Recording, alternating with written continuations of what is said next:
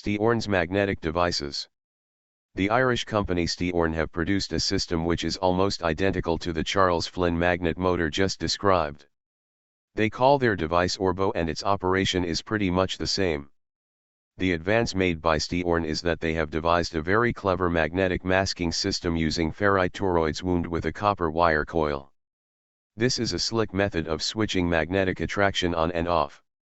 When the coil carries a sufficient current, it generates a circular magnetic field spiraling around the toroid and not going outside the toroid. This field does not have an attraction for outside magnets. It makes no difference if the direction of the current flow through the coil is reversed, as the resulting magnetic field just spins around the toroid in the opposite direction and performs exactly the same magnetic blocking of the ferrite ring which forms the toroid. If no current flows, then the copper wire does not block off the influence of the ferrite ring, and the permanent magnets on the rotor are strongly attracted to it, causing the rotor to spin. On their website www.steorn.com, Steorn illustrate their design like this. Rotor. Permanent magnet. Stator. Ferrite toroid wound with a wire coil. Drive battery. In this implementation, 8 ferrite rings are mounted on the stator in 4 locations 90 degrees apart. These are wound with copper wire coils which can be powered by a battery, via a timing mechanism. The rotor has embedded in it 8 pairs of small permanent magnets, also spaced 90 degrees apart. In exactly the same way as the Adams motor described in Chapter 2, the current through the coils is set to the minimum level which allows the rotor to spin freely. The timing mechanism is then switched in and the motor and the rotor given a spin. The rotor magnets are strongly attracted to their corresponding ferrite rings mounted on the stator posts, and this accelerates the rotor.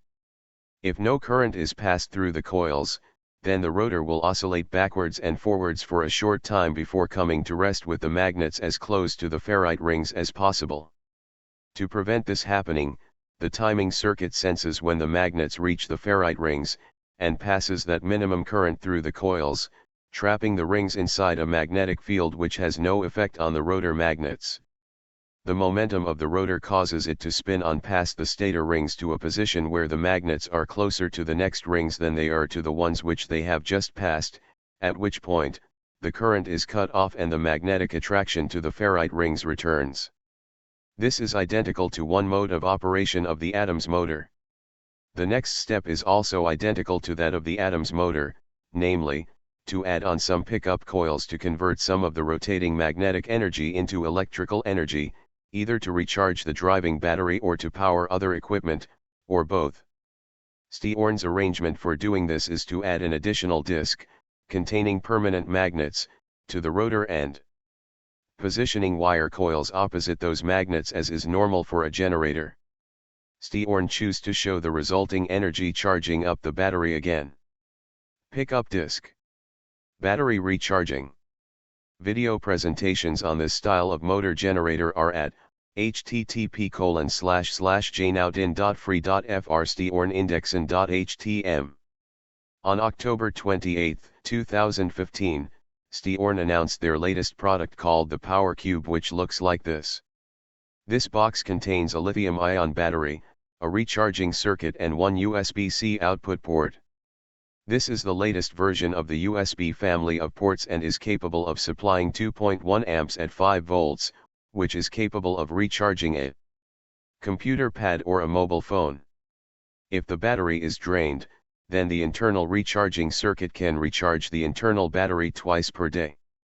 The sale price is staggeringly high at €1,200, and that is likely to encourage people to offer the equivalent performance at a much lower price, which I suppose has to be seen as a good thing. We tend to think of this style of magnet-powered motor as being low power. This is probably because it is often the case that the demonstration proof of principle implementations shown are minor devices. These motors can be very powerful, and the one shown here, designed and built by Mr. Sung of China, has an output power of 20 kilowatts or 27 horsepower. Second generation cylinder placed horizontally. Uses both magnetic and gravitational force. Output power greater than 20,000 watts. And another design which has a larger diameter and about 144 magnets has a reported output of 225 horsepower. Electromagnets can also act as pickup coils. You will notice that each ring of magnets is positioned further around the rim of the cylinder, providing powerful pulses from 64 magnets every 22.5 degrees of rotation, so it is little wonder that the motor has considerable shaft power. Some of the coils can be switched to collect power if the working conditions do not need the full shaft output power, charging the drive battery. The rotating inner cylinder has permanent magnets mounted on it.